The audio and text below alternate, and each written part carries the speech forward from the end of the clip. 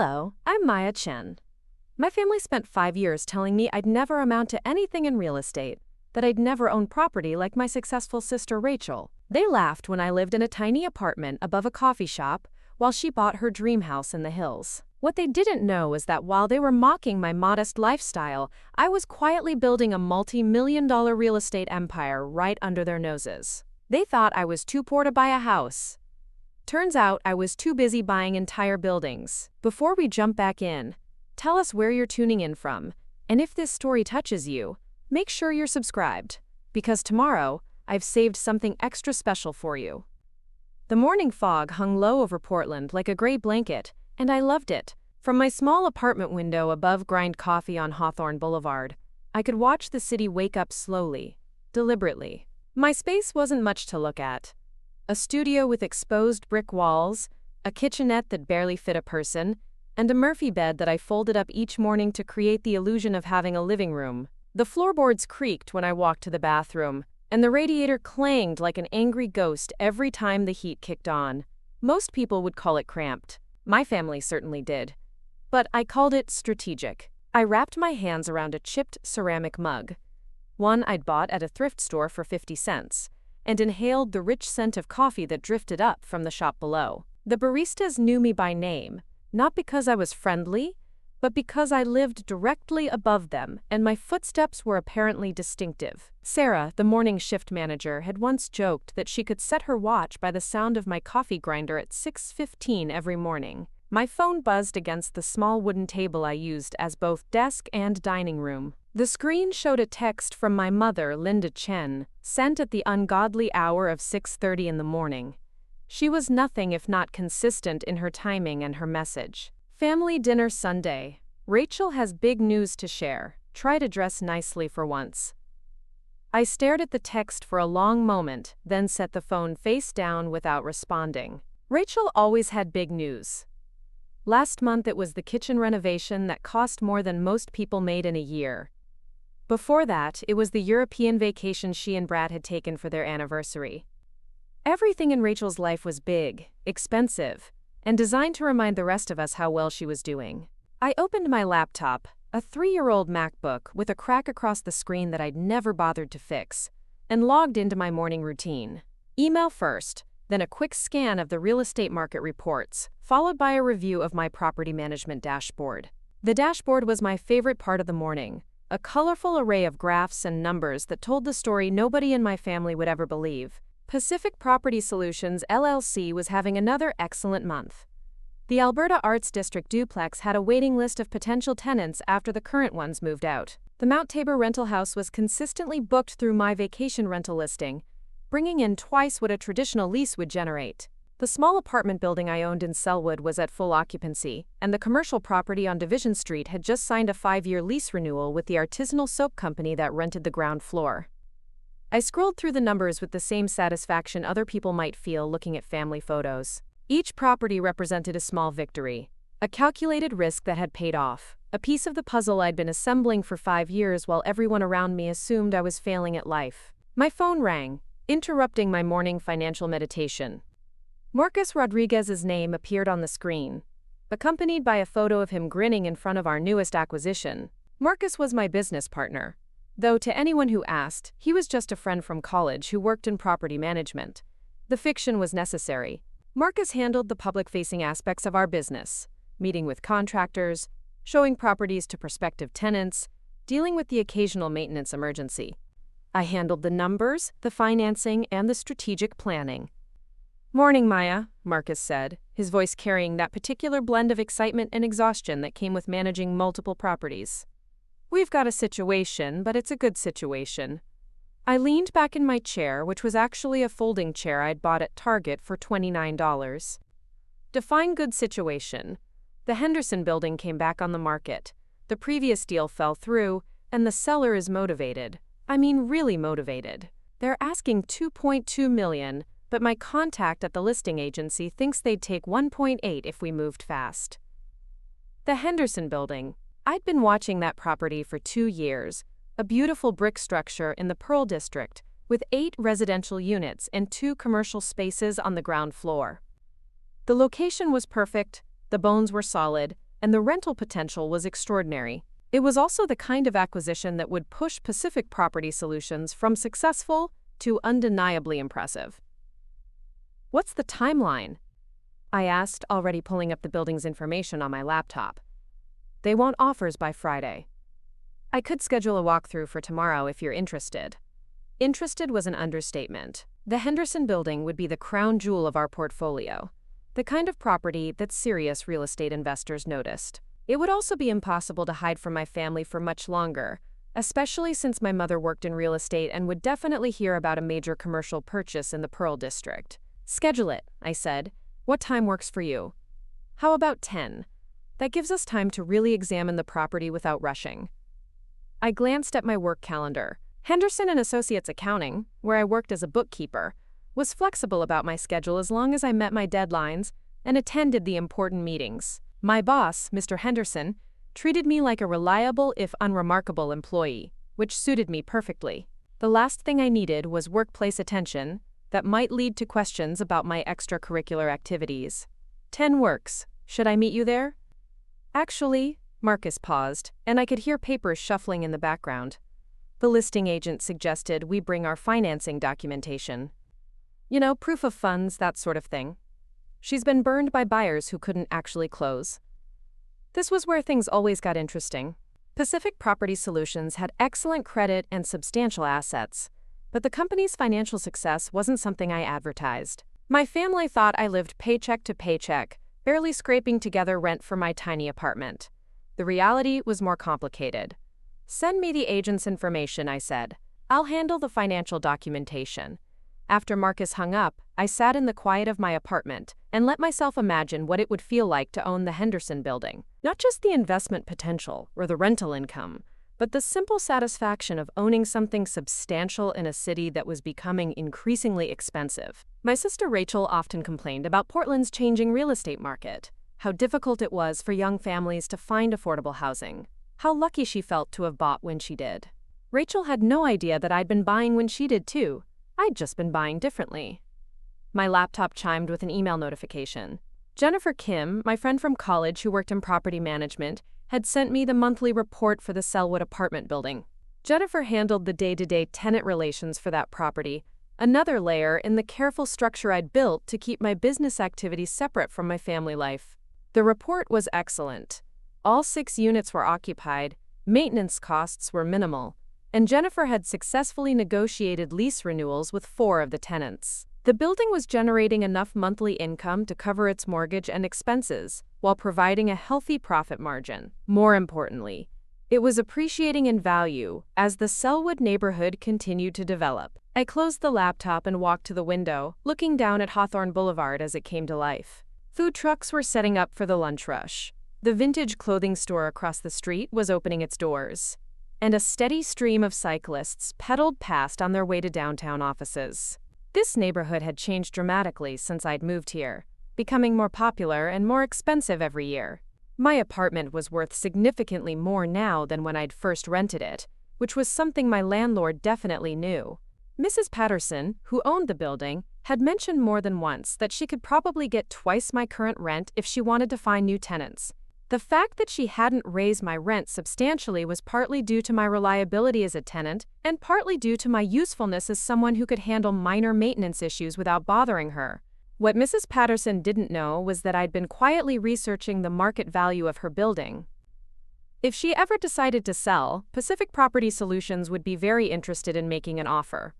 The irony wasn't lost on me.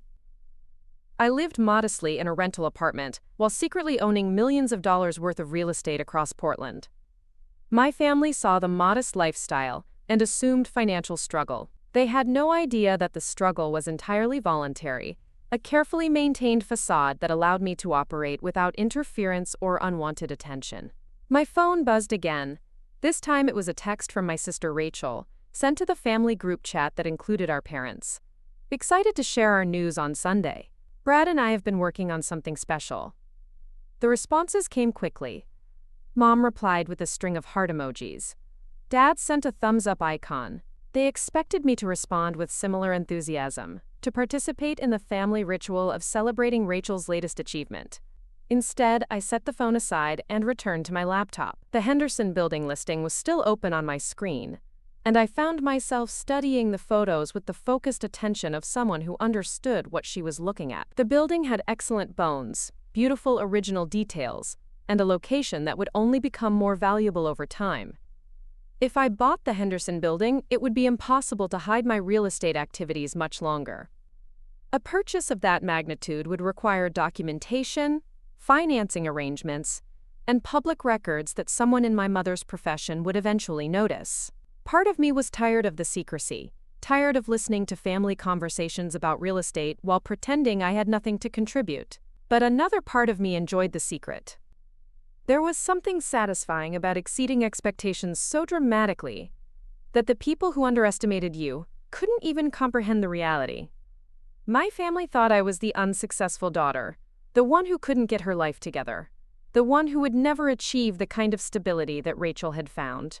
Preparing and narrating this story took us a lot of time, so if you are enjoying it, subscribe to our channel. It means a lot to us. Now back to the story. They had no idea that their definition of success was laughably small compared to what I'd actually accomplished. I made myself a second cup of coffee and settled back at my laptop to dive deeper into the Henderson Building's financials. The seller was motivated, which usually meant either financial pressure or a desire to move quickly for personal reasons. Either situation could work in my favor if I approached the negotiation correctly. The building's current rent roll was solid but not optimized. Several of the residential units were renting below market rate, probably because the current owner hadn't been aggressive about raising rents or improving the properties to justify higher prices. The commercial spaces were both occupied, but again, the lease terms seemed conservative compared to what similar spaces commanded in the Pearl District. This was exactly the kind of opportunity I'd been waiting for. A well-located property with strong fundamentals but room for improvement, owned by someone who needed to sell quickly. With the right approach, I could acquire the building at a discount, make strategic improvements, and significantly increase both its rental income and its overall value. The only question was whether I was ready for my family to discover what I'd been doing. My phone rang again. This time it was my mother, calling instead of texting, which usually meant she wanted to have a real conversation rather than just exchange pleasantries. "Maya, honey, I got your father's test results back from his physical last week." My stomach dropped. Dad had been having some health issues lately, nothing serious as far as we knew, but enough to require regular checkups and blood work. "Is everything okay?" "Oh yes, everything's fine. His cholesterol's a little high, but the doctor says that's normal for his age." "I was calling because I wanted to make sure you're planning to come to dinner on Sunday. Rachel's news is really exciting, and I think it would mean a lot to her if the whole family was there." I found myself caught between irritation and genuine affection. My mother's ability to seamlessly transition from health scares to family obligations was both maddening and oddly comforting. It was classic Linda Chen behavior, dramatic build-up followed by perfectly ordinary information, all delivered with the expectation that everyone would adjust their plans accordingly. "I'll be there, Mom." "Wonderful. And Maya? Maybe wear that blue dress you had on at Christmas. It's so flattering on you." The blue dress was from Target and cost $37. It was perfectly nice, but it was also carefully chosen to fit the image my family had of my financial situation. I owned other clothes, better clothes, but I saved them for occasions when I needed to look like someone who could afford to buy multi-million-dollar real estate. "Sure, Mom. I'll see you Sunday." After she hung up, I sat in the quiet of my apartment and tried to imagine what Rachel's big news might be. Another house? A promotion for Brad? Maybe they were starting a family, which would give my parents a whole new category of achievements to celebrate and compare me unfavorably against. Whatever it was, Sunday dinner would be another exercise in family dynamics that I'd mastered over the years. Smile at the appropriate moments, ask interested questions about Rachel's life, deflect attention from my own situation with vague references to work and saving money. It was a performance I could deliver in my sleep. But something about this particular Sunday felt different. Maybe it was the Henderson Building opportunity. Or maybe it was simply that I was getting tired of pretending to be less than I was. 5 years of careful secrecy had allowed me to build something remarkable, but it had also created a strange double life where my greatest achievements were invisible to the people who knew me best. I looked around my small apartment, at the secondhand furniture and discount store decorations that formed the set for my modest lifestyle performance. It wasn't a lie, exactly. I genuinely didn't need expensive things to be happy, and I found a certain satisfaction in living simply while building wealth quietly. But it wasn't the whole truth either. The whole truth was that Maya Chen, the struggling bookkeeper who lived in a tiny apartment and worried about money, was also Maya Chen, the real estate investor who owned millions of dollars worth of Portland property and was about to make an offer on one of the most desirable buildings in the Pearl District.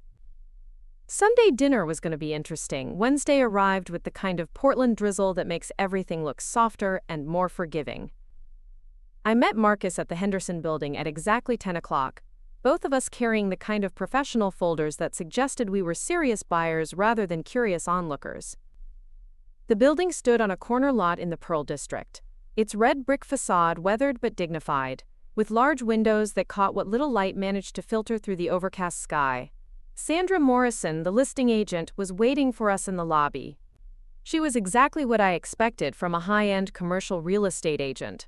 Perfectly styled blonde hair, designer suit that probably cost more than my monthly rent, and the kind of confident handshake that suggested she closed million-dollar deals before lunch. What I didn't expect was the way her eyes lit up when Marcus introduced me. "Maya Chen," she repeated, as if my name meant something to her. "From Pacific Property Solutions." I nodded, wondering if we'd met before.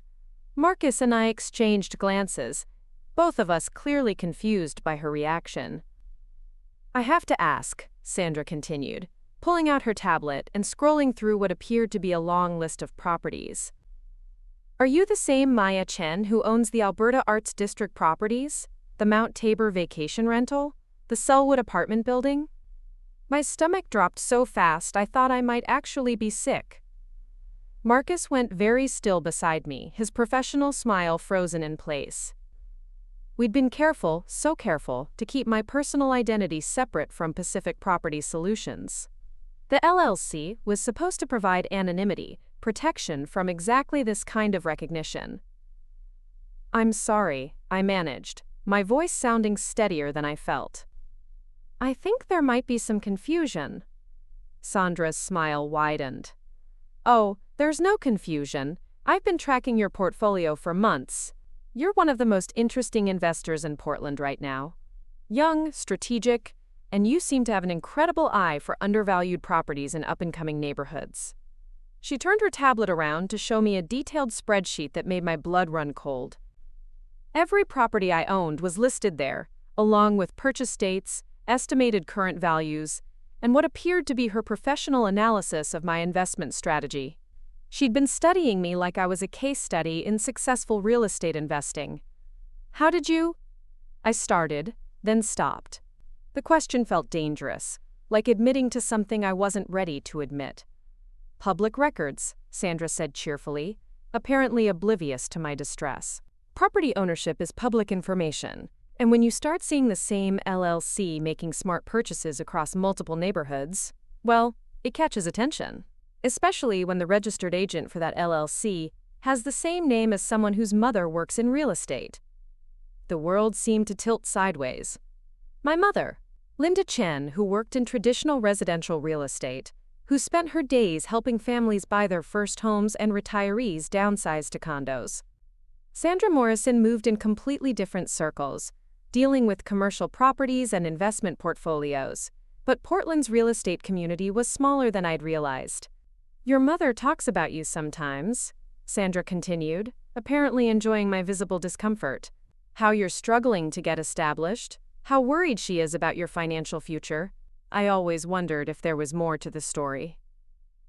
Marcus cleared his throat, a sound that suggested he was trying to figure out how to salvage this situation. Should we look at the building?" Sandra nodded enthusiastically, but I could tell she was far more interested in continuing our conversation than showing us around the Henderson building.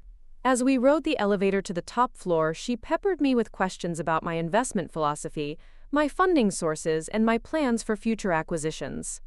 Each question felt like a small explosion in my carefully constructed double life.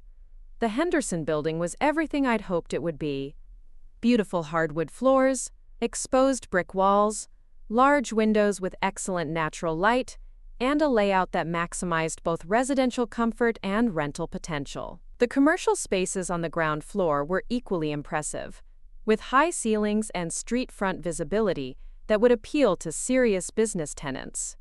Under normal circumstances, I would have been taking detailed notes, asking pointed questions about utility costs and maintenance history, mentally calculating renovation expenses, and potential rental income. Instead, I found myself distracted by Sandra's continued commentary on my real estate activities. The Alberta Arts District purchases were particularly clever, she said, as we examined the building's original crown molding. You bought right before the neighborhood really took off. The property values there have increased by 30% in the last 2 years? Something like that, I mumbled, wishing Marcus would create some kind of distraction that would end this conversation. And the vacation rental strategy for the Mount Tabor house was brilliant. Short-term rentals in that area are generating twice the income of traditional leases. You must be making excellent returns on that property. She was right, of course. The Mount Tabor house was one of my most successful investments, consistently booked through vacation rental platforms and generating enough income to cover its expenses while providing substantial profit. But hearing Sandra discuss my business strategy so casually felt like being caught in a lie I'd never actually told. By the time we finished touring the building, I felt like I'd been emotionally wrung out and hung up to dry. Sandra handed us both glossy information packets about the Henderson building, along with her business card and what felt like a knowing smile. I hope you'll consider making an offer, she said, shaking my hand again with that same confident grip. I think this property would be an excellent addition to your portfolio. And Maya, I'd love to take you to lunch sometime. I think we could learn a lot from each other. Marcus and I walked to our cars in silence. The drizzle had intensified into actual rain, and I could feel cold water dripping down the back of my neck from my completely inadequate umbrella. When we reached the parking garage, Marcus finally spoke. Well, that was unexpected. That's one way to put it. I fumbled with my car keys. My hands shaking slightly from what I told myself was just the cold. How did she know all that? Public records, like she said. Property ownership information is available if you know where to look, and you're motivated enough to do the research. The question is why she was researching you in the first place. I leaned against my car, letting the reality of the situation settle over me. For 5 years, I'd operated under the assumption that my real estate activities were invisible to anyone who wasn't directly involved in them. I'd been careful about paperwork, strategic about keeping my personal and professional lives separate, and confident that my family's lack of interest in my career would protect me from discovery. But Portland's real estate community was apparently smaller and more interconnected than I'd realized. Sandra Morrison dealt with commercial properties and serious investors, while my mother worked with families buying starter homes and retirees looking for condos. I'd assumed their professional worlds never overlapped. Do you think she'll tell other people? I asked Marcus. About your portfolio? Probably. It sounds like you're already somewhat known in investment circles. The question is whether that information will filter back to your family. That was exactly what I was afraid of. My mother networked constantly within the local real estate community, attending association meetings and industry events. If Sandra Morrison mentioned Maya Chen's impressive investment portfolio at the wrong cocktail party, it would take about 5 minutes for that information to reach Linda Chen. What do you want to do about the Henderson building? Marcus asked. I looked back at the building, its red brick facade now dark with rain. Despite the emotional chaos of the morning, I still wanted the property. It was an excellent investment opportunity, and acquiring it would cement Pacific Property Solutions as a serious player in Portland's commercial real estate market. I want to make an offer, I said. But I think we need to be prepared for the possibility that my family is going to find out about the business sooner rather than later. Marcus nodded. Are you ready for that conversation? I wasn't sure I'd ever be ready for that conversation. How do you explain to your family that you've been successfully building a real estate empire while they spent years worrying about your financial stability? How do you justify letting them believe you were struggling when you were actually thriving? I guess I'll have to be, I said. Thursday passed in a blur of financial calculations and strategic planning. I spent the morning at Henderson and Associates, processing invoices and updating client files with the kind of mechanical precision that allowed my mind to focus on more interesting problems.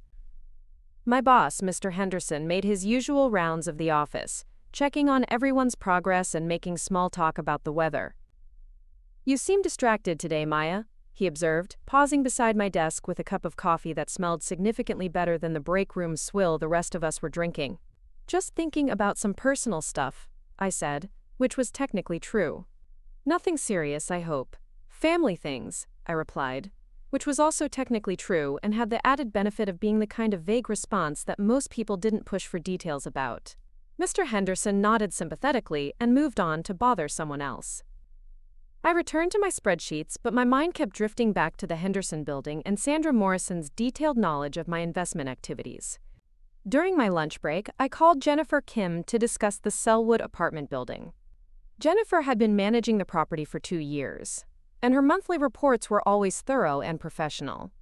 More importantly, she was someone I could trust to keep business discussions confidential. "I need to ask you something," I said after we'd covered the routine property management issues. "Have you mentioned our working relationship to anyone in the real estate community?" "Not specifically," Jennifer replied. "I mean, property management is a small world in Portland, so people know I handle various buildings, but I don't discuss the owners unless there's a specific reason." "Why?" I explained my encounter with Sandra Morrison, including her detailed knowledge of my portfolio and her connection to my mother's professional network. Jennifer listened without interrupting, occasionally making small noises that suggested she understood the implications of what I was describing. "That's concerning," she said when I finished. "I've heard of Sandra Morrison. She's well respected in commercial real estate, but she's also known for being extremely well informed about market activities. If she's been tracking your investments, it's probably because she sees you as either a potential client or potential competition." "Or both," I said. "Probably both. The question is what you want to do about it." That seemed to be the recurring theme of my week. Everyone wanted to know what I was going to do about various situations, and I was becoming increasingly aware that I didn't have good answers for any of them. I spent Thursday evening researching Sandra Morrison's background and professional reputation. She'd been working in Portland commercial real estate for 15 years, had an impressive track record of major deals, and according to her LinkedIn profile, was active in several professional organizations that my mother might reasonably be expected to encounter. The more I learned about Sandra, the more concerned I became about the possibility of my two worlds colliding in ways I couldn't control. She clearly knew more about my business activities than I was comfortable with, and she seemed to take a professional interest in discussing them with other people. Friday morning brought an email from Marcus with the financial documentation Sandra had requested for our Henderson building offer. Everything looked professional and comprehensive, exactly the kind of materials that serious investors provided to demonstrate their capacity to close major deals. Looking at the documents, I felt a strange sense of pride mixed with anxiety. Pacific Property Solutions had excellent credit, substantial assets, and a track record of successful investments. On paper, we looked like exactly the kind of buyers that sellers wanted to work with. The problem was that success was becoming increasingly difficult to hide. I spent Friday afternoon crafting our offer for the Henderson building. Based on comparable sales in the area and my analysis of the property's income potential, I decided to offer $1.7 million, which was aggressive but not unreasonable, given the building's location and condition. The offer included a 30-day due diligence period, which would give us time to conduct thorough inspections and finalize our financing arrangements. It also included a clause allowing us to back out if we discovered any significant structural or environmental issues. Marcus reviewed the offer documents and suggested a few minor modifications to the financing terms. By 5 o'clock Friday, we had a complete offer package ready to submit to Sandra Morrison. "Are you sure about this?" Marcus asked as we prepared to send the documents. "I'm sure about the building," I said. "I'm less sure about everything else." "Everything else meaning your family?" "Everything else meaning the fact that buying this building will make it impossible to keep pretending I'm financially struggling." Marcus was quiet for a moment, then said something that surprised me. Maybe that's not such a bad thing. What do you mean? I mean, maybe it's time to stop pretending. You've built something impressive, Maya. You should be proud of it, not hiding it. I knew he was right, but knowing something intellectually and being emotionally prepared for it were two entirely different things. The thought of sitting at my parents' dinner table and explaining that I had been secretly successful for 5 years made my stomach churn. Let's submit the offer, I said. We'll deal with the family situation when we have to. Sandra Morrison called at 8:30 Friday evening to tell us that our offer had been accepted. The sellers were motivated to close quickly, and our financial documentation had impressed them enough to accept a lower price in exchange for a fast, clean transaction. Congratulations, Sandra said, her voice warm with professional satisfaction. I think you're going to be very happy with this investment. After she hung up, I sat in my small apartment and tried to process what had just happened. I'd just agreed to purchase a $2 million building in one of Portland's most desirable neighborhoods. Pacific Property Solutions was about to become the owner of 8 residential units and 2 commercial spaces in the Pearl District. It was the largest deal I'd ever closed, and it represented a major milestone in my evolution, from small-time investor to serious real estate entrepreneur. It was also going to be impossible to hide from my family. Part 3. First investigation and realization Saturday morning arrived with unexpected sunshine, the kind of crisp October day that made Portland feel like the most beautiful city in the world. I should have been celebrating my successful offer on the Henderson building, but instead I found myself lying in bed staring at the ceiling and trying to figure out how much time I had before my carefully constructed double life collapsed completely. The problem wasn't just Sandra Morrison's knowledge of my investment portfolio, though that was concerning enough. The real problem was that buying the Henderson building would require a level of financial activity that would be difficult to hide from anyone who was paying attention. Commercial real estate transactions involved lawyers, inspectors, appraisers, insurance agents, and various other professionals who would all have paperwork with my name on it. Some of those people undoubtedly worked with residential agents like my mother. Portland's real estate community might be larger than I'd initially realized, but it wasn't so large that a major commercial purchase would go completely unnoticed. I made coffee and opened my laptop to review the Henderson building purchase timeline. We had 30 days to complete our due diligence, arrange financing, and close the deal. That meant 30 days of increased activity, phone calls with professionals my mother might know, and document preparation that would be difficult to explain if anyone asked what I was working on. More immediately, I had family dinner on Sunday. Rachel's big announcement, whatever it was, would dominate the conversation, but there was always the possibility that my mother would mention her work or ask about mine. For 5 years, those conversations had been easy to navigate because I genuinely was working as a bookkeeper at a small accounting firm. The real estate investing was something I did quietly on the side, requiring minimal explanation. Now I was about to become the owner of a prominent commercial building, and the line between my day job and my real business was about to become much more complicated. I spent Saturday afternoon visiting each of my properties, something I tried to do at least once a month to check on maintenance issues and general conditions. The Alberta Arts District duplex was my first stop, a beautiful 1920s building that I'd purchased 3 years ago when the neighborhood was still transitional. The current tenants, a young couple who worked in Portland's thriving food scene, had transformed the small backyard into an impressive urban garden. They were exactly the kind of responsible, community-minded renters that made property ownership rewarding rather than stressful. "Hey, Maya," called Tom, the male half of the couple, who was outside working on his vegetable beds. "Perfect timing. Sarah and I wanted to thank you for fixing the kitchen faucet so quickly." I smiled and walked over to examine his impressive array of winter vegetables.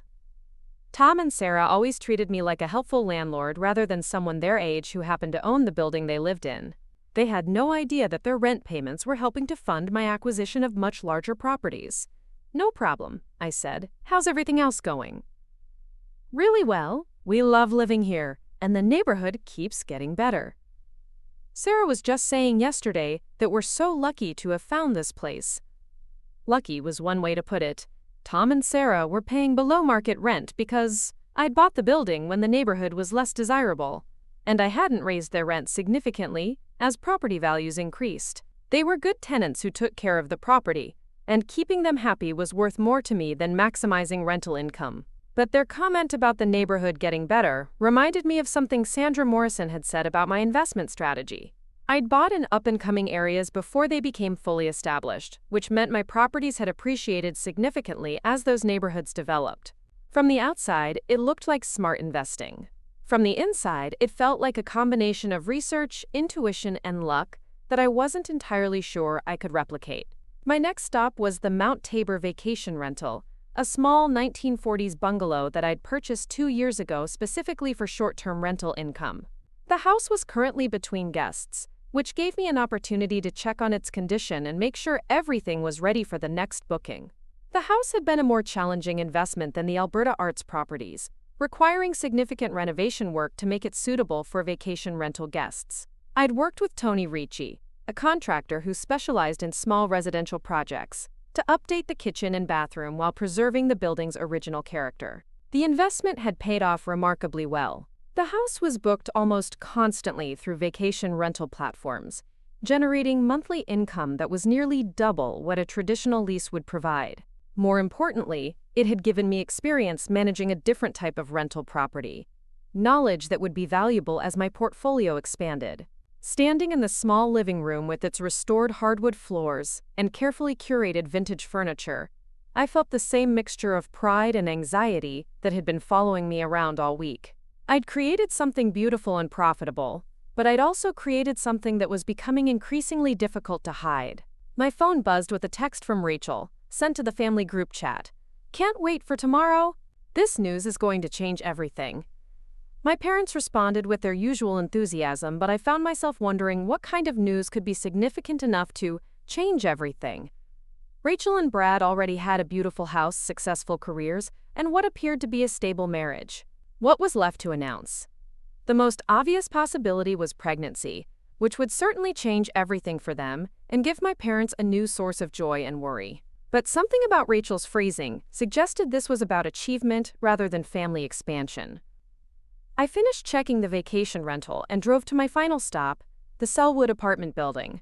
This was my largest property in terms of number of units, a 1960s building that I'd purchased 18 months ago when the previous owner decided to retire and move to Arizona.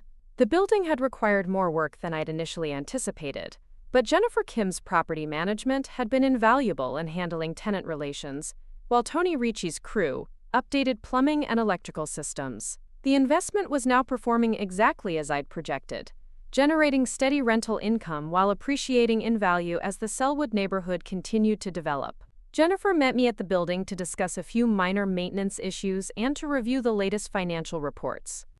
She'd been managing properties in Portland for 8 years, and her insights into local rental markets had helped me make better decisions about pricing and tenant selection.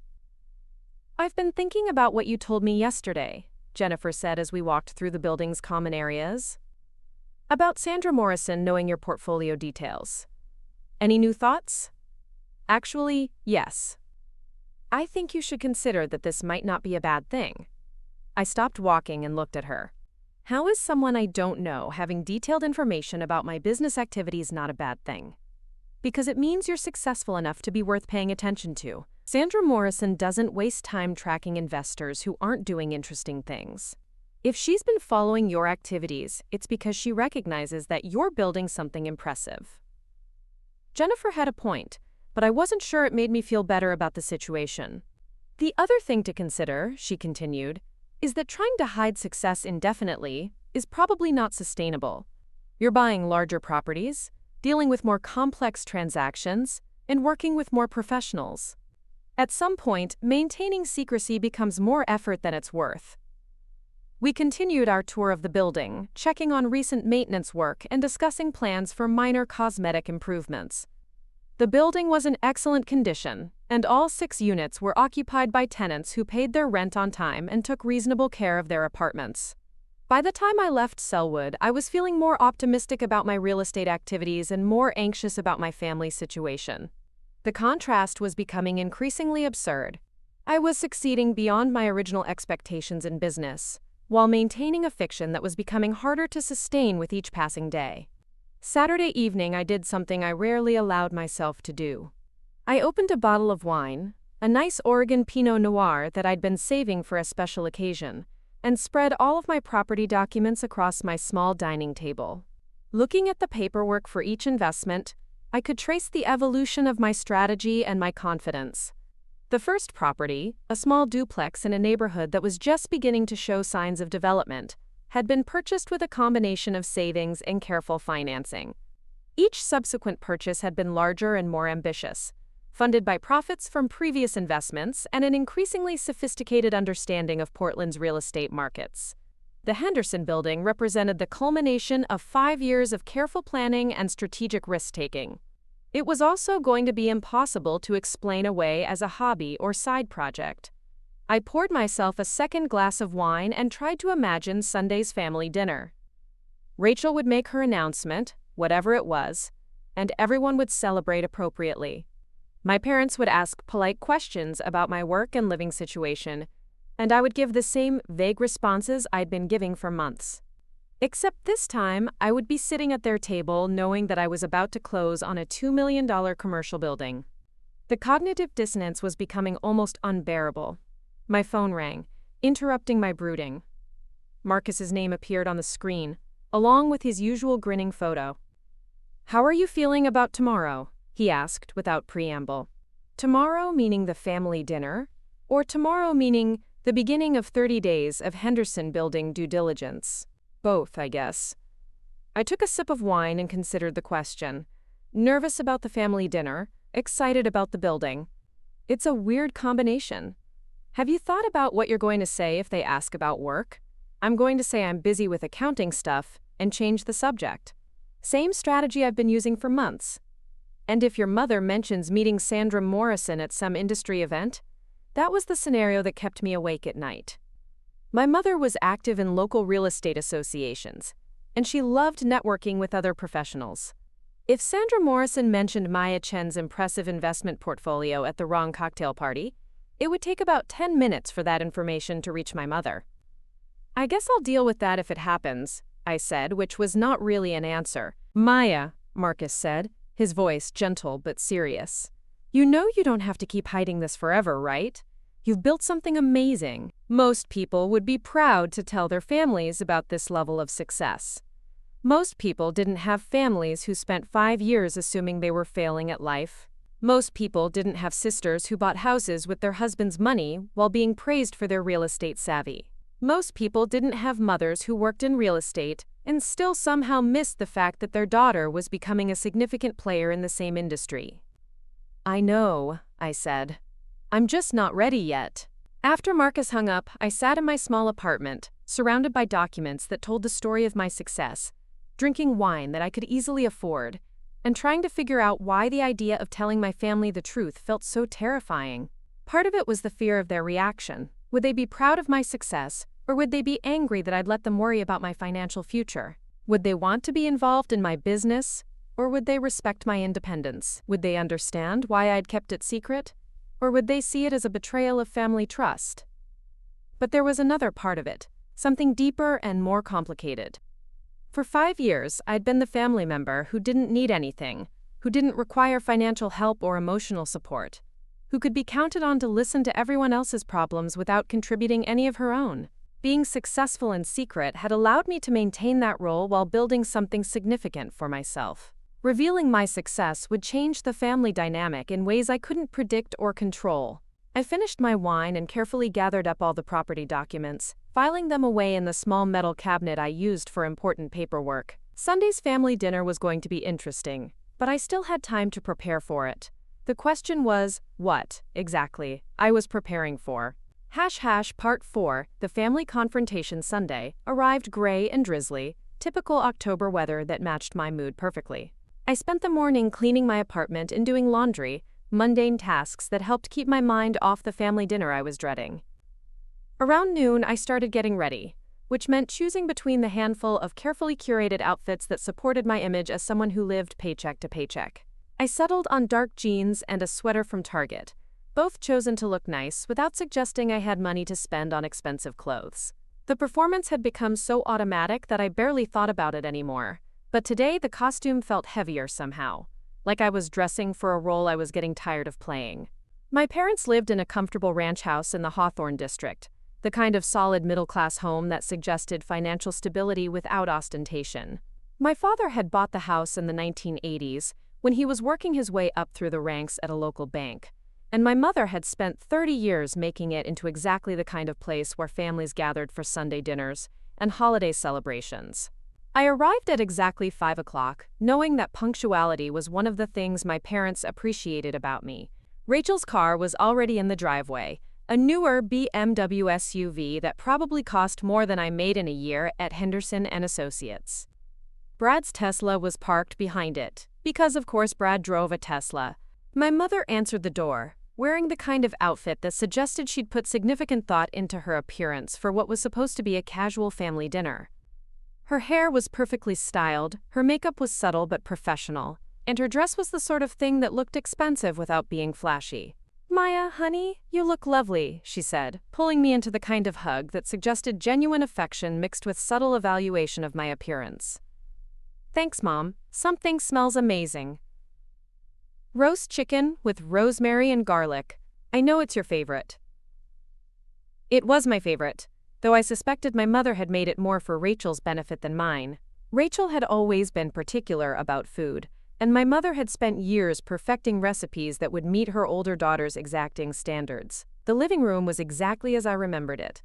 Comfortable furniture arranged to encourage conversation, family photos on every available surface, and the kind of warm lighting that made everyone look their best. Rachel and Brad were sitting on the couch, both of them looking like they were barely containing their excitement about something. "Maya!"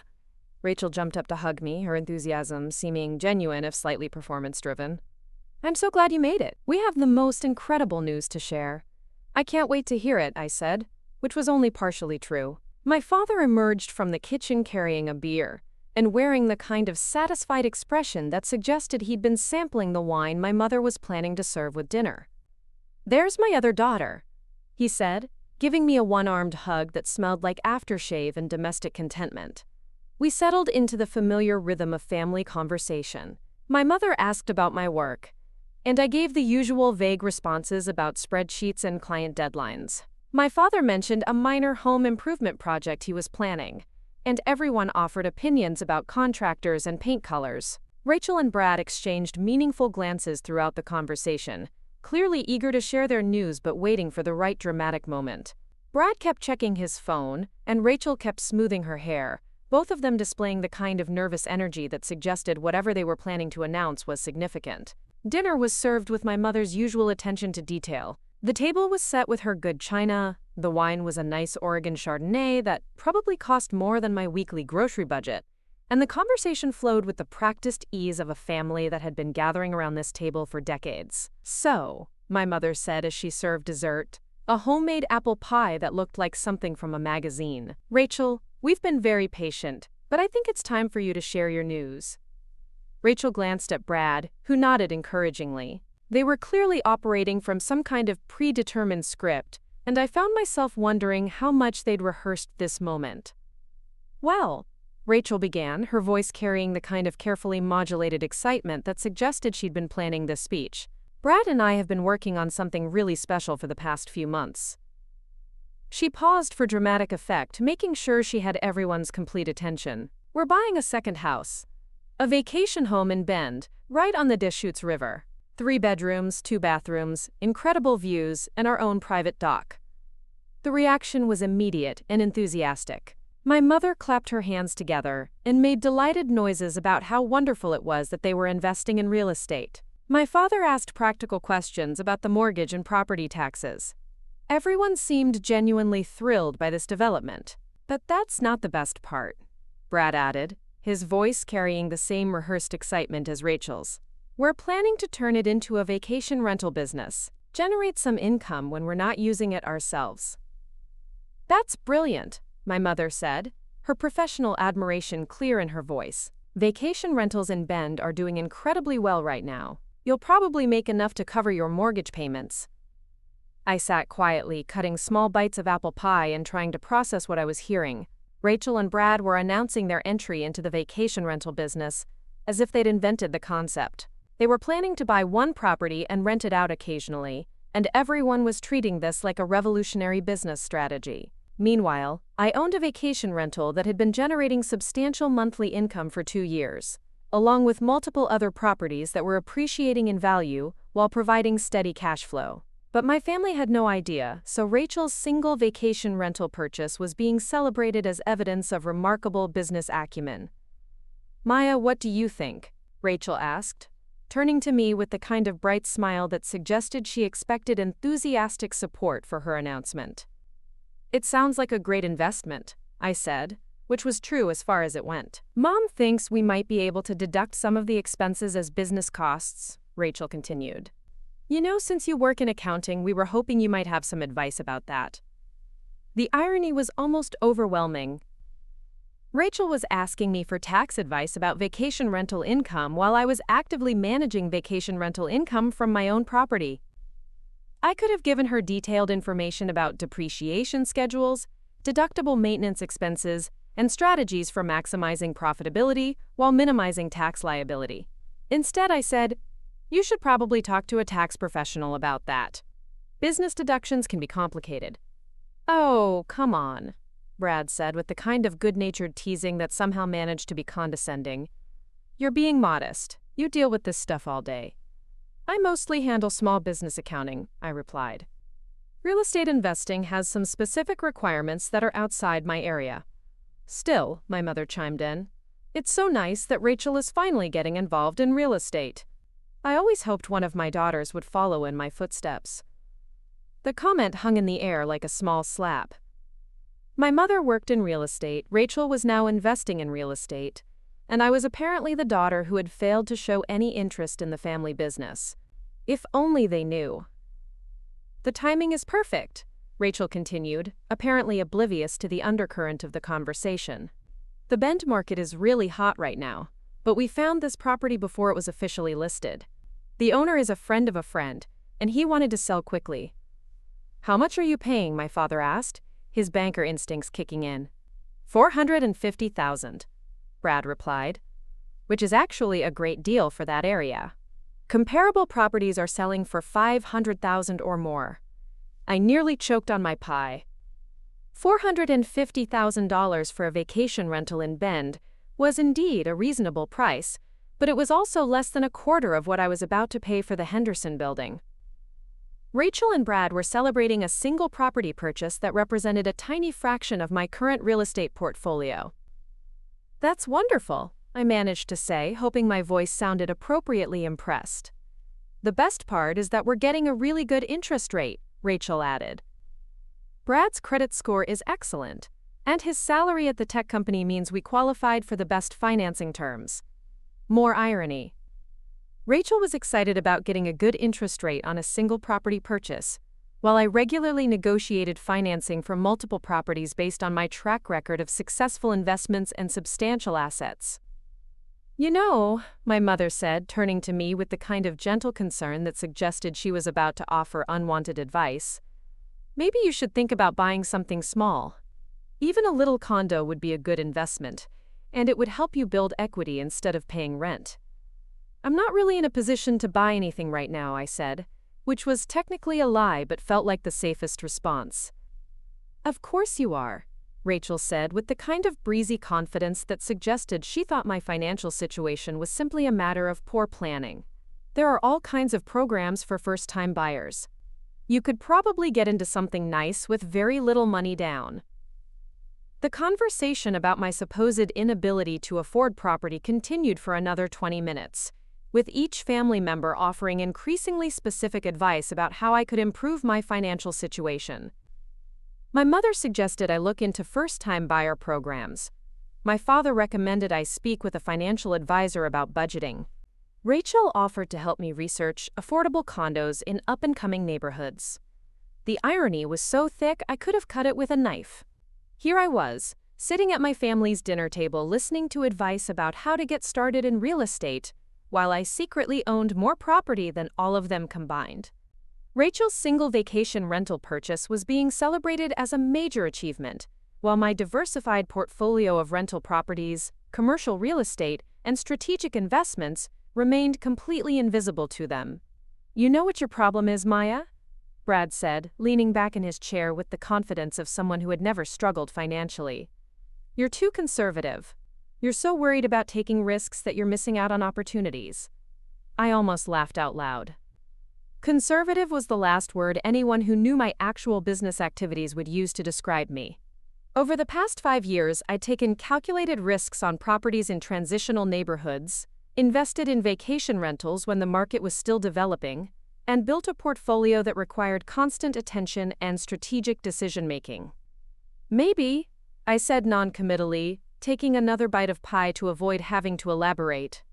"The thing is," Rachel continued, apparently warming to her role as the successful older sister dispensing wisdom, "real estate is really the only way to build wealth in this economy. Saving money in a bank account isn't going to get you anywhere." She was absolutely right about that, which made her condescending tone even more irritating. Real estate had been the foundation of my wealth-building strategy for years. The difference was that I'd been doing it quietly and systematically, while she was treating her first investment property like a revolutionary discovery. "I'll keep that in mind," I said, which seemed to satisfy her need to offer guidance. The conversation eventually moved on to other topics: my father's retirement planning, my mother's latest difficult clients, Brad's promotion at work. I participated appropriately, asking questions and making supportive comments. But my mind kept drifting back to the Henderson building and the growing impossibility of maintaining my double life. As we cleared the dinner dishes, my mother pulled me aside in the kitchen. "Maya, honey, I hope you don't mind all the advice about buying property. We're just concerned about your future." "I know, Mom. I appreciate it. It's just that you're so capable, and we hate to see you spinning your wheels when you could be building something for yourself." If only she knew how much I'd already built. "I'm doing fine," I said, which was perhaps the most understated thing I'd ever said in my life. "I know you are, sweetheart. But sometimes being fine isn't enough. Sometimes you have to push yourself to achieve more." I dried a plate with perhaps more force than necessary, using the mundane task to channel my frustration. My mother was giving me advice about achieving more, while I was in the process of closing on a multi-million-dollar commercial building. The absurdity of the situation was becoming almost unbearable. "Maybe you should come with me to the next real estate association meeting," my mother continued. "You could network with some professionals, get a better sense of the market." My stomach dropped. Real estate association meetings were exactly the kind of events where I might encounter Sandra Morrison or other professionals who knew about my investment activities. The last thing I needed was to be introduced to someone who would recognize my name and start discussing my portfolio in front of my mother. "I don't think I'm ready for that yet," I said carefully. "Well, when you are ready, just let me know. I'm always happy to help you get started." Get started. As if I hadn't been successfully operating in real estate for 5 years. I finished helping with the dishes and said my goodbyes, accepting hugs and promises to see everyone again soon. Rachel made sure to mention that she'd keep me updated on their Bend property purchase, and Brad offered to share any insights they gained from their vacation rental experience.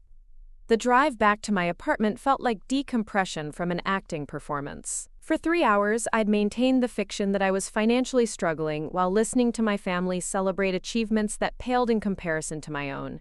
The cognitive dissonance was exhausting. Back in my apartment, I poured myself a glass of wine and sat at my small table with my laptop.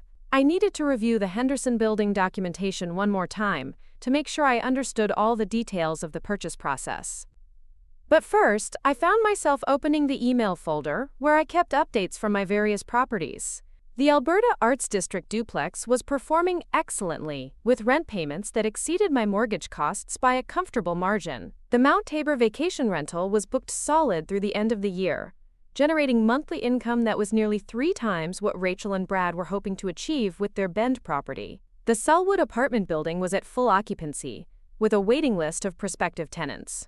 Looking at the numbers, I felt the familiar satisfaction of seeing my strategy work exactly as planned. Each property was generating positive cash flow while appreciating in value. The portfolio was diversified across different neighborhoods and property types, reducing risk while maximizing returns.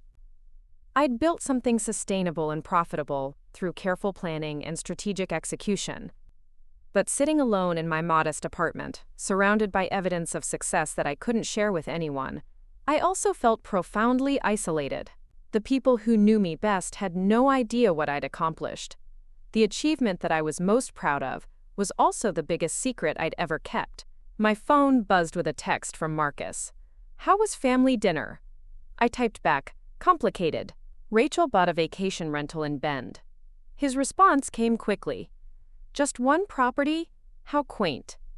I smiled despite myself. Marcus was one of the few people who understood the scale of what I'd built and could appreciate the irony of my family's celebration of Rachel's single property purchase. His perspective helped remind me that my success was real, even if it was invisible to the people who mattered most to me. The next morning, I arrived at Henderson & Associates with a new sense of purpose. The family dinner had clarified something important. I was tired of hiding my achievements, not ready to reveal everything, but tired of pretending to be less successful than I was. Mr. Henderson noticed my improved mood immediately. "You seem energetic today, Maya. Good weekend?" "Very productive," I said, which was true in ways he couldn't possibly understand. I spent the morning processing invoices and updating client files, but my mind kept wandering to the Henderson building and the due diligence process that was about to begin. Over the next 30 days, I would need to coordinate inspections, review financial documents, and finalize financing arrangements. It would require careful scheduling to avoid conflicts with my day job, but it was also the kind of complex project that I genuinely enjoyed. During my lunch break, I called Tony Ricci to discuss the Henderson building renovation plans. Tony had worked on several of my properties, and his expertise with older buildings would be invaluable for assessing the commercial property's needs. "Maya, congratulations on the Henderson building," Tony said as soon as he answered the phone. "That's a beautiful property. I've always admired that building." "Thanks. I'm hoping you'll have time to take a look at it with me this week." "Absolutely. When do you want to schedule the inspection?"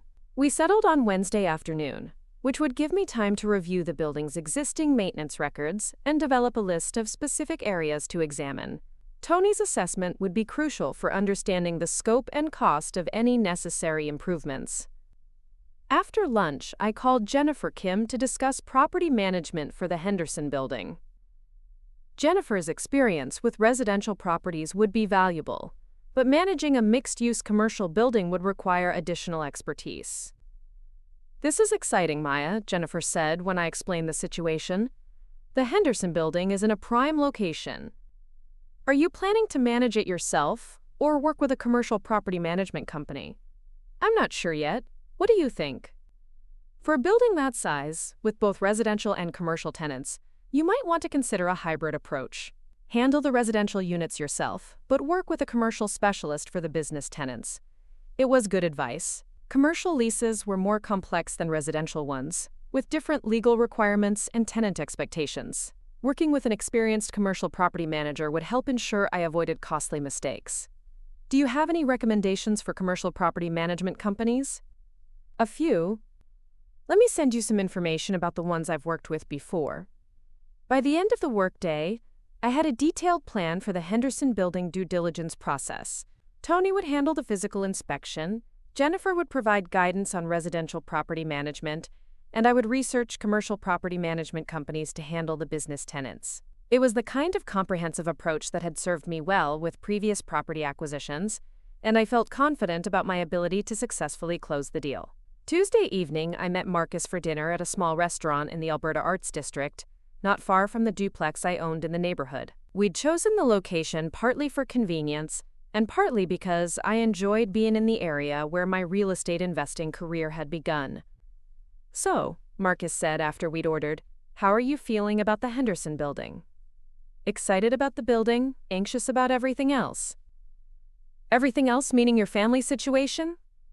I nodded, taking a sip of wine and trying to organize my thoughts. Sunday's dinner was surreal. Rachel announced that she's buying a vacation rental, and everyone acted like she'd invented real estate investing. Meanwhile, I'm sitting there knowing that I own more property than all of them combined. That must have been frustrating. Frustrating doesn't begin to cover it. They spent 20 minutes giving me advice about how to get started in real estate, while I was mentally reviewing the financial documentation for a $2 million commercial building purchase. Marcus shook his head sympathetically. Have you thought about what you're going to do when they find out? Because they will find out, especially once you close on the Henderson building. I know, I've been thinking about it constantly. I just don't know how to explain 5 years of secrecy without making it sound like I was lying to them. Were you lying to them? I considered the question carefully. Not exactly. I never told them I was struggling financially. I just let them assume I was, and I never corrected their assumptions. That's not lying, Maya. That's privacy. Is it, or is it deception? Marcus was quiet for a moment, cutting his steak with the kind of focused attention that suggested he was thinking through his response. I think, he said finally, that you had good reasons for keeping your business activities private. Your family has a history of treating you like the unsuccessful daughter, and you probably didn't want to deal with their reaction to your success. He was right, but it didn't make the situation any less complicated. The problem is that the longer I wait to tell them, the harder it becomes to explain why I waited. So maybe it's time to stop waiting. What do you mean? I mean, maybe it's time to tell them the truth. Not necessarily all at once, but start giving them hints that you're doing better than they think. The idea was terrifying and appealing in equal measure. Part of me was desperate to share my success with the people who mattered most to me. Another part of me was terrified of how they would react to learning that I'd been secretly successful while they worried about my future. I don't know if I'm ready for that conversation, I said. You don't have to be ready, you just have to be willing to have it. Wednesday's inspection of the Henderson building went better than I had hoped. Tony's assessment was thorough and professional, identifying several areas that needed attention, but nothing that would prevent the purchase from moving forward. The bones are excellent, Tony said as we stood in the building's main lobby. The electrical system will need some updates, and a few of the residential units could use cosmetic improvements, but overall, this is a solid building. What kind of budget should I be thinking about for the necessary improvements? For the essential work, probably $50,000 to $75,000. If you want to do cosmetic updates to maximize rental income, maybe another $25,000. The numbers were well within my budget, and the improvements would likely increase the building's value by more than their cost. It was exactly the kind of strategic investment that had driven my success with previous properties. There's one more thing, Tony said as we prepared to leave. I've been working in Portland real estate for 15 years, and I have to say, you've built an impressive portfolio. Word gets around in this business, and people are starting to notice what you're doing. My stomach tightened. What kind of people? Other investors? Mostly. Property managers, contractors, real estate agents. You're developing a reputation as someone who makes smart decisions and treats her properties well. Is that good or bad? It's good for business, but it also means your activities are becoming less private. People talk, especially when someone young is doing as well as you are. Tony's comment reinforced what Sandra Morrison had told me about tracking my portfolio. My success was becoming visible to people in Portland's real estate community, which meant it was only a matter of time before that information reached my family. Thursday morning brought an email from Sandra Morrison with an update on the Henderson building purchase timeline. The seller was eager to close quickly, which meant we could potentially complete the transaction in 3 weeks, instead of the original 30-day timeline. This is excellent news, Sandra wrote. The faster timeline will save you money on carrying costs, and it demonstrates the seller's confidence in your ability to close the deal. It was good news, but it also accelerated the timeline for my secret becoming public. A major commercial real estate transaction in the Pearl District would generate paperwork, professional activity, and public records that would be difficult to hide from anyone who was paying attention. I spent Thursday afternoon researching commercial property management companies, following up on the referrals Jennifer had provided. The more I learned about managing mixed-use buildings, the more I appreciated the complexity of what I was taking on. Commercial tenants had different expectations than residential ones. They required more sophisticated lease agreements, more responsive maintenance service, and more professional property management. The Henderson Building's success would depend partly on my ability to provide that level of service. By Thursday evening, I had developed a comprehensive plan for the Henderson Building purchase and management.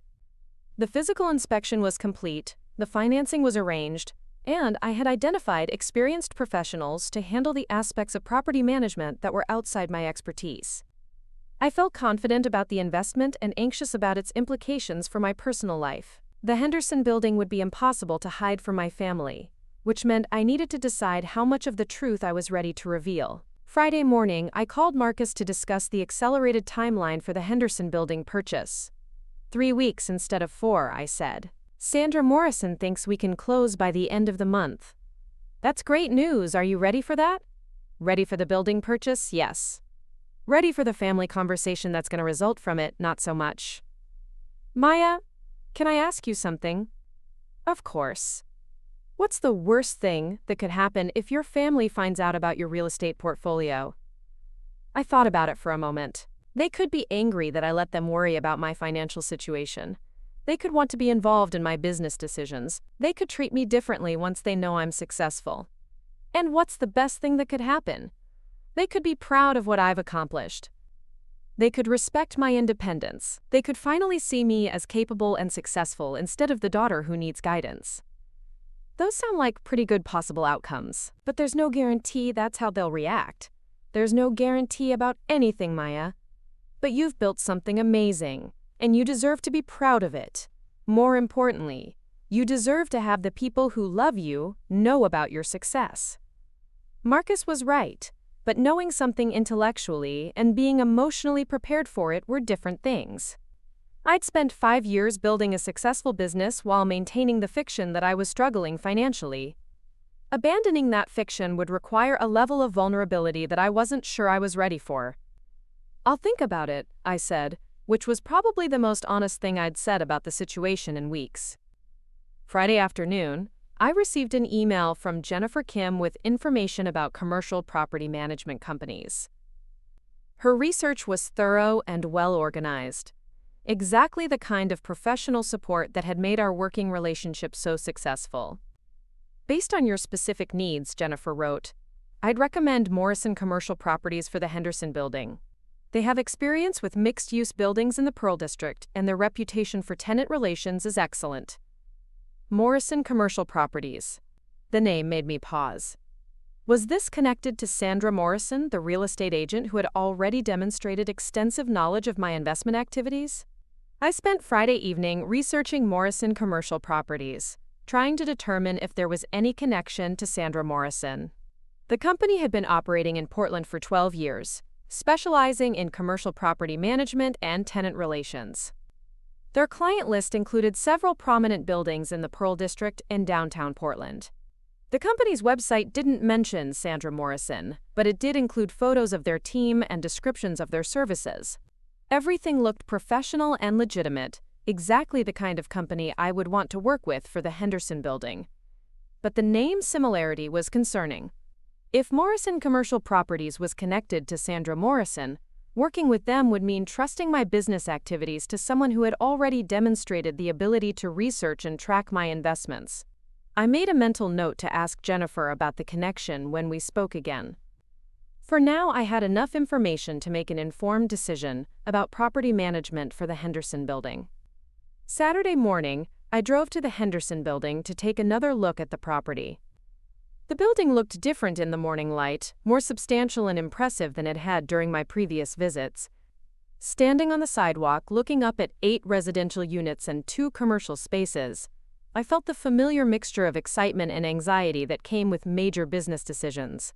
This building would be the crown jewel of my portfolio, the investment that would establish me as a serious player in Portland's commercial real estate market.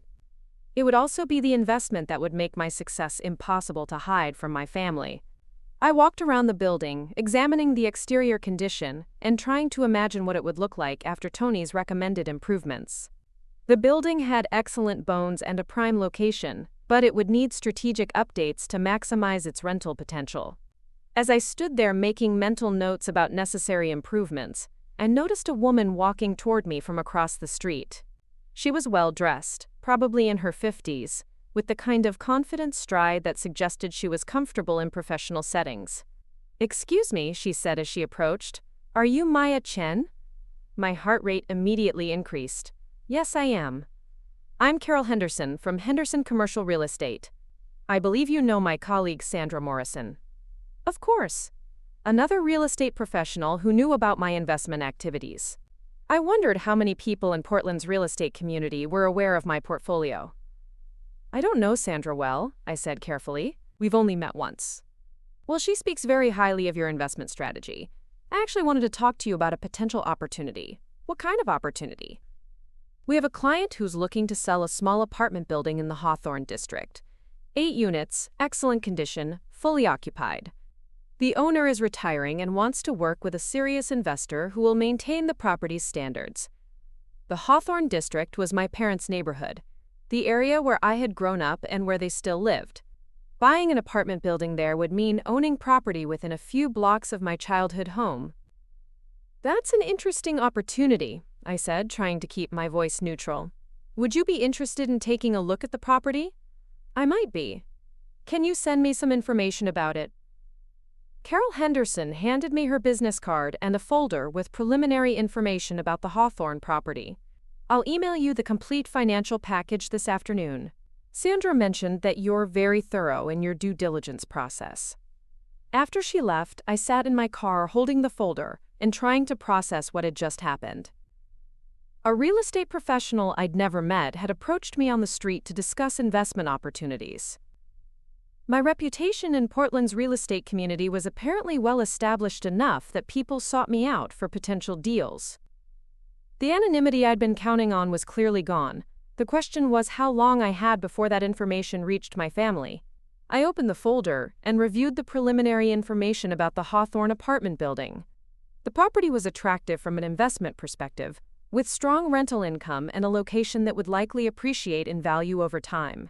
But buying it would mean owning property in the same neighborhood where my parents lived, worked, and socialized. The risk of discovery would be enormous. My mother would definitely hear about a major apartment building sale in the Hawthorne district, especially if the buyer was someone named Maya Chen. I closed the folder and started my car.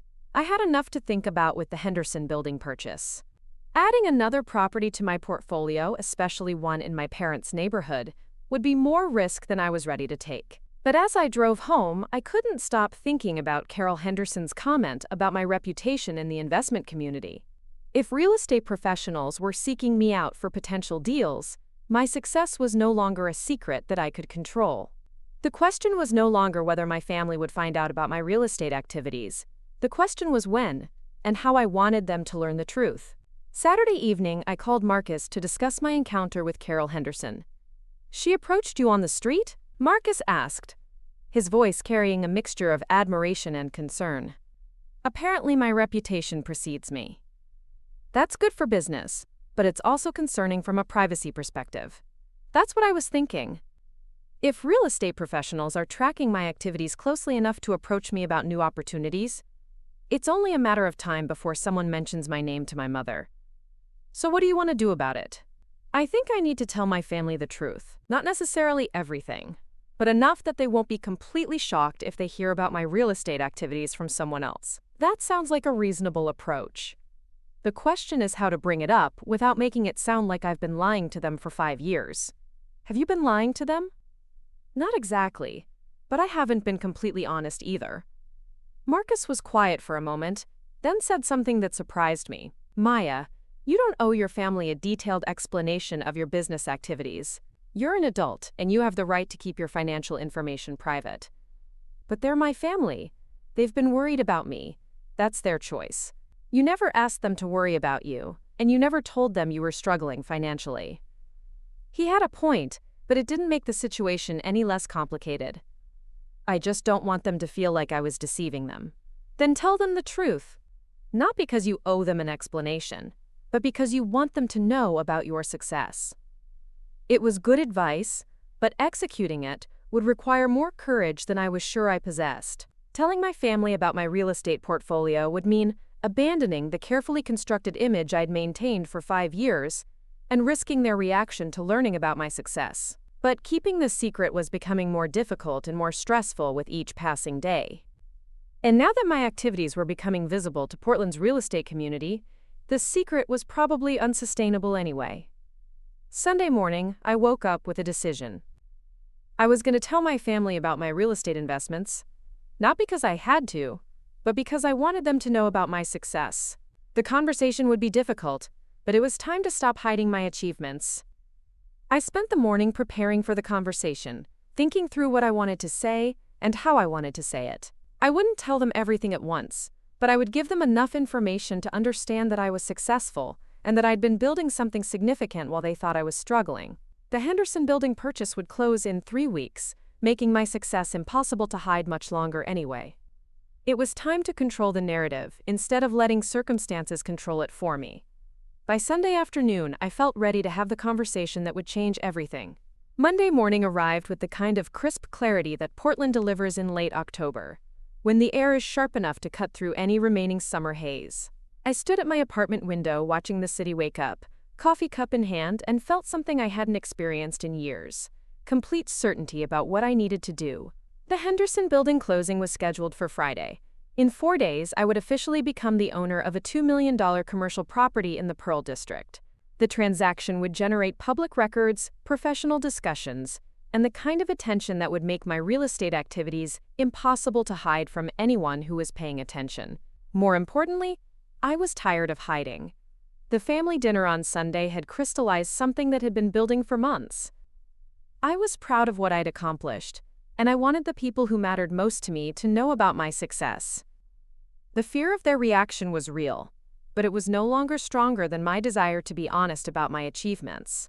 I called my mother at 9:30, knowing she would be in her office at Maya Chen Realty, preparing for her morning appointments. She answered on the second ring with her professional voice, warm but focused. "Maya, honey, is everything all right?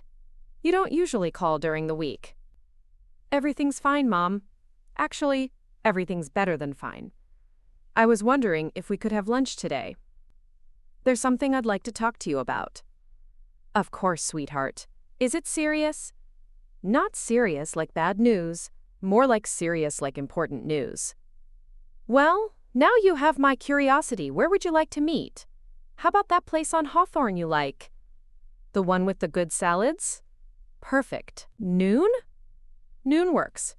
After we hung up, I sat in my apartment for a few minutes, letting the reality of what I'd just committed to settle over me. In 3 hours, I would begin the process of telling my family about my real estate portfolio. The conversation would change everything, but I was ready for that change. I spent the morning at Henderson and Associates, trying to focus on routine accounting tasks, while my mind churned through possible approaches to the lunch conversation. Should I start with the Henderson building and work backward through my portfolio? Should I begin with my overall investment strategy and gradually reveal the scope of my success? Should I be apologetic about the secrecy or confident about my achievements? By 11:30, I had settled on a straightforward approach. I would tell my mother about the Henderson building purchase, explain how I'd been investing in real estate for several years, and let her ask whatever questions she wanted to ask. No apologies for my privacy, no defensiveness about my success, just honest information about what I'd been doing. The restaurant on Hawthorne was busy with the lunch crowd, but my mother had arrived early and secured a quiet table near the window. She was dressed in her professional real estate agent outfit, the kind of polished appearance that suggested she was treating this lunch as something more significant than a casual meal. "You look good, Maya," she said as I sat down. "Rested. More relaxed than you seemed on Sunday." "I've been doing some thinking since Sunday. About Rachel's vacation rental announcement? About Rachel's announcement, about my life, about some decisions I've made." We ordered our meals, and I found myself stalling slightly, reorganizing my thoughts one more time. My mother waited patiently, clearly sensing that I was working up to something important.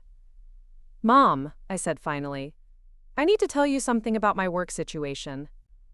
About my financial situation, actually." Her expression shifted to concern. "Are you in some kind of trouble?" "No, not trouble. The opposite of trouble, actually." I took a breath and committed to the conversation. "I've been investing in real estate for the past 5 years. I own several properties around Portland, and I've been running a successful investment business. My mother blinked, clearly processing this information. What kind of properties? Rental houses, an apartment building, a vacation rental. And this week, I'm closing on a commercial building in the Pearl District. A commercial building? The Henderson Building. 8 residential units, 2 commercial spaces. It's a significant investment. My mother was quiet for a long moment, her salad forgotten. Maya, how significant are we talking about? The Henderson Building is $2 million. $2 million? Her voice was barely above a whisper. Yes. And my total portfolio is worth considerably more than that.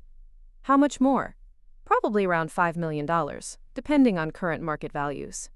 My mother set down her fork and leaned back in her chair. $5 million. Approximately, yes. Maya, honey, I work in real estate. I know what kind of income and assets you need to qualify for those kinds of investments. How is this possible? I spent the next 20 minutes explaining my investment strategy, starting with the small duplex I'd purchased 5 years ago and working through each subsequent property acquisition. I described the house hacking approach I'd used initially, the vacation rental strategy that had proven so successful, and the careful reinvestment of profits that had allowed me to build an increasingly substantial portfolio. My mother listened without interrupting, occasionally asking clarifying questions about financing or property management. Her professional knowledge made the conversation easier in some ways, because she understood the mechanics of what I was describing. The Alberta Arts District properties, she said when I finished. I remember showing houses in that neighborhood a few years ago. It was transitional then, but I could see the potential. That's exactly why I bought there. The fundamentals were strong, but the prices hadn't caught up to the potential yet. And you've been managing all of this yourself? I work with Marcus Rodriguez for property management, and Jennifer Kim handles the Selwood apartment building. But yes, I make all the investment decisions and handle the financial aspects. Marcus Rodriguez, I think I know that name. He's been invaluable.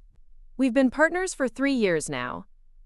My mother picked up her fork and took a small bite of salad, clearly still processing what I'd told her.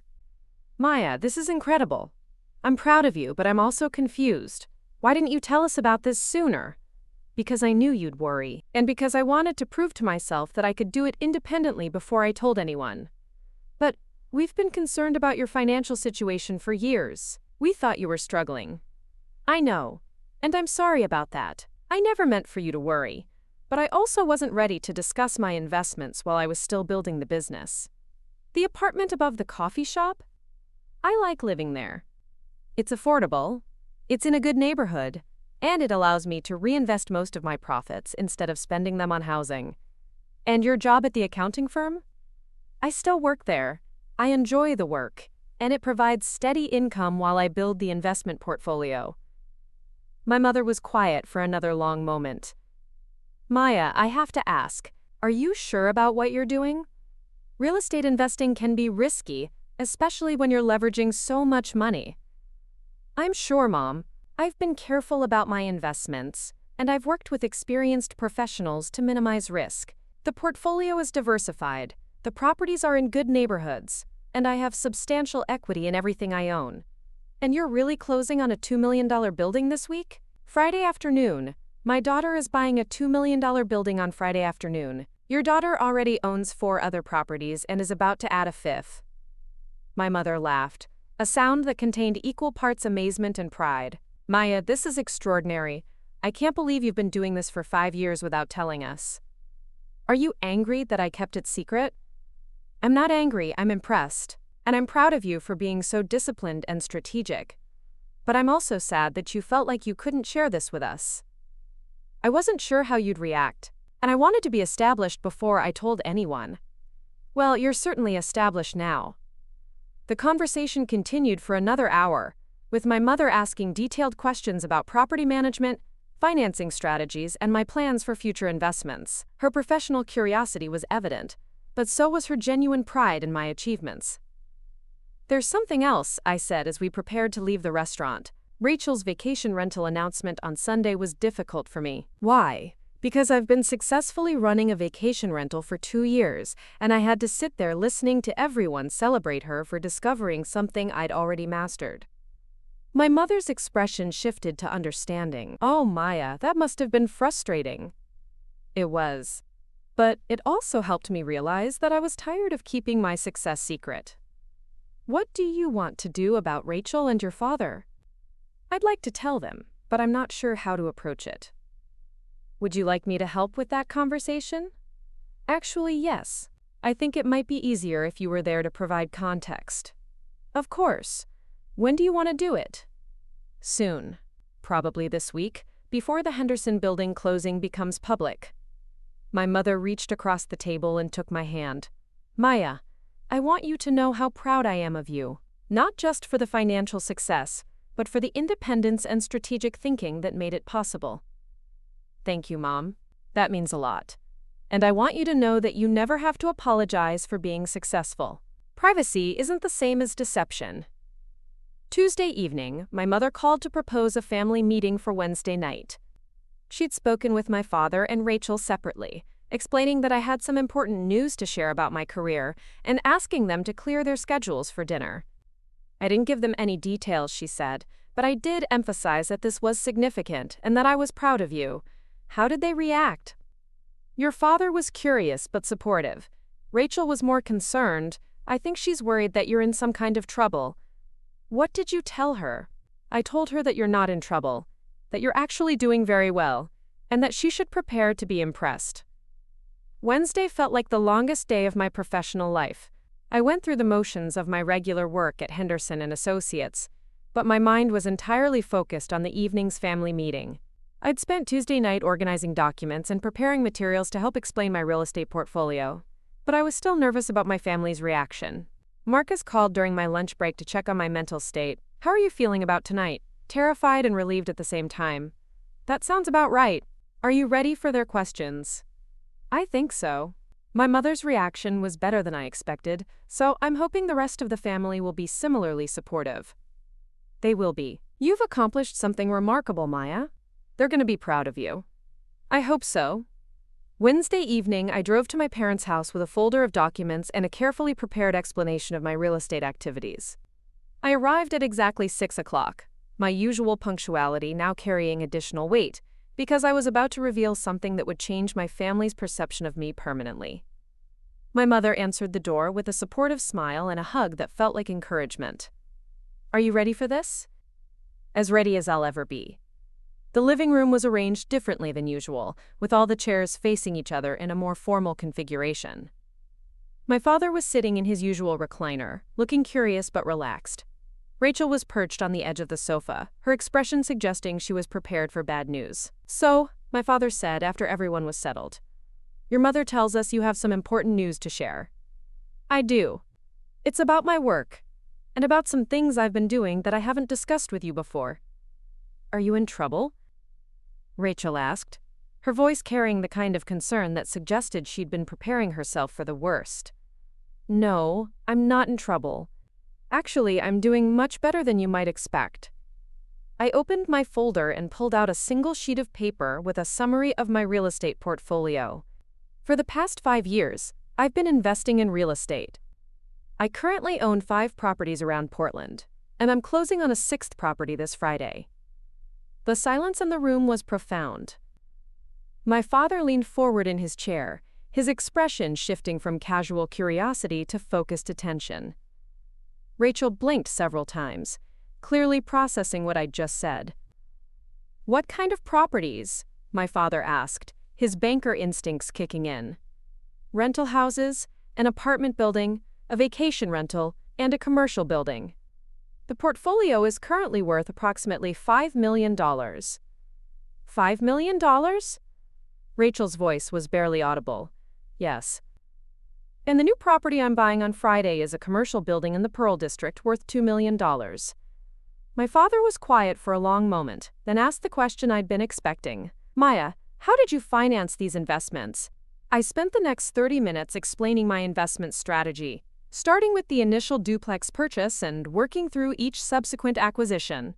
I described the house hacking approach, the vacation rental income, and the strategic reinvestment that it allowed me to build substantial equity. The Alberta Arts District duplex, Rachel said when I finished. That neighborhood has exploded in value. That's exactly why I bought there. I researched neighborhoods that were undervalued but had strong fundamentals. And you've been managing all of this while working at the accounting firm? Yes. The real estate investing is my primary focus, but I maintain the accounting job for steady income and benefits. My father cleared his throat. Maya, I have to ask, are you sure about the financial aspects of this? Real estate investing can be complex, and the tax implications alone. I'm sure, Dad. I've worked with experienced professionals, and I've been careful about every aspect of the business. What about property management? Tenants can be difficult. I work with Marcus Rodriguez for most of the properties, and Jennifer Kim handles the apartment building. They're both excellent. And you're really closing on a $2 million building this week? Friday afternoon at 2 o'clock. Rachel shook her head slowly. Maya, this is incredible. I can't believe you've been doing this for 5 years without telling us. I wanted to establish myself before I shared the details, and I wasn't sure how you'd react. How we'd react? We're proud of you. Are you? Or are you concerned about the risks? Both, my father said. But mostly proud. This is an impressive achievement, Maya. The conversation continued for another hour, with each family member asking questions about different aspects of my business. My father focused on the financial mechanics, wanting to understand how I'd qualified for loans and managed cash flow. Rachel was curious about property management and tenant relations. My mother provided context and professional perspective based on her own real estate experience. There's one more thing, I said as the formal discussion began to wind down. The reason I'm telling you now is that my success is becoming visible to Portland's real estate community. Other professionals are starting to notice my portfolio, and I realized it was only a matter of time before someone mentioned my name to Mom. Is that a problem? Rachel asked. Not a problem, but it means I can't maintain privacy indefinitely. I'd rather tell you myself than have you hear about it from someone else. That makes sense, my father said. Thank you for trusting us with this information. Thank you for being supportive. I was nervous about how you'd react. Maya, my mother said, we're proud of you. Not just for the financial success, but for the independence and strategic thinking that made it possible. And for having the courage to pursue your goals even when it meant taking risks, Rachel added. Speaking of risks, my father said, what are your plans for the future? Are you planning to continue expanding the portfolio? I'm planning to be strategic about future acquisitions. The Henderson building will probably be my focus for the next year or two, making sure it's operating at full potential before I consider additional investments. That sounds wise. Thursday morning, I woke up feeling lighter than I had in months. The family meeting had gone better than I'd dared to hope. My parents were proud of my success, Rachel was impressed by my achievements, and everyone seemed to understand why I'd kept my investments private. More importantly, I no longer had to maintain the exhausting fiction that I was struggling financially. My family knew about my success, and I could stop pretending to be less capable than I was. I called Marcus to share the good news. The family meeting went well?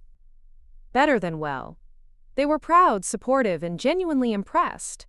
That's wonderful, Maya. You deserve their support. I feel like I can breathe again.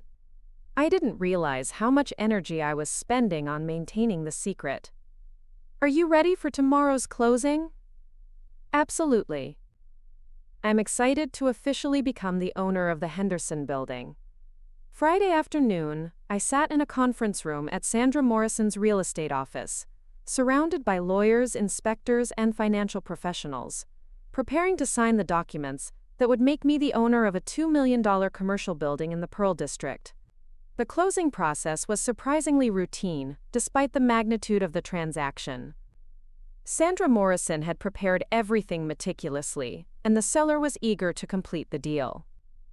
Within an hour, I had signed all the necessary paperwork and received the keys to the Henderson building. Congratulations, Maya, Sandra said as we shook hands.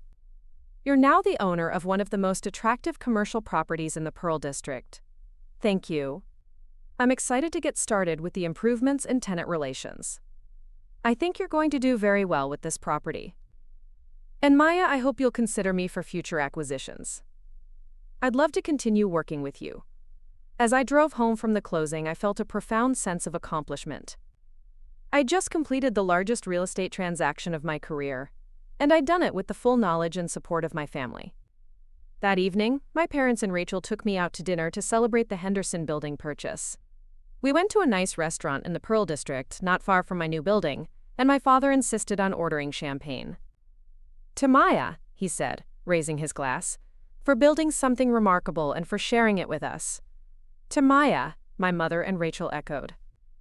As we toasted my success, I felt a deep satisfaction that went beyond the financial achievement. I'd built a successful business, but more importantly, I'd found the courage to share that success with the people who mattered most to me. The secret was over, and the next chapter of my life was beginning. Saturday morning, I stood in front of the Henderson Building with my parents and Rachel, showing them the property that represented the culmination of 5 years of strategic investing. The building looked impressive in the morning light, its red brick facade and large windows promising both aesthetic appeal and rental income potential.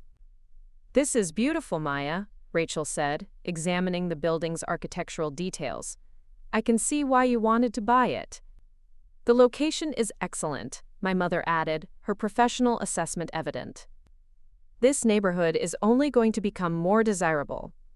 "What are your plans for improvements?" my father asked. "Updating the electrical system, some cosmetic work in the residential units, and possibly upgrading the commercial spaces to attract higher quality tenants." "That sounds like a solid strategy." As we walked around the building, I found myself thinking about the journey that had brought me to this moment. 5 years ago, I'd been a young woman working at an accounting firm, living in a small apartment and dreaming about financial independence. Through careful planning, strategic risk-taking, and persistent effort, I'd built something significant.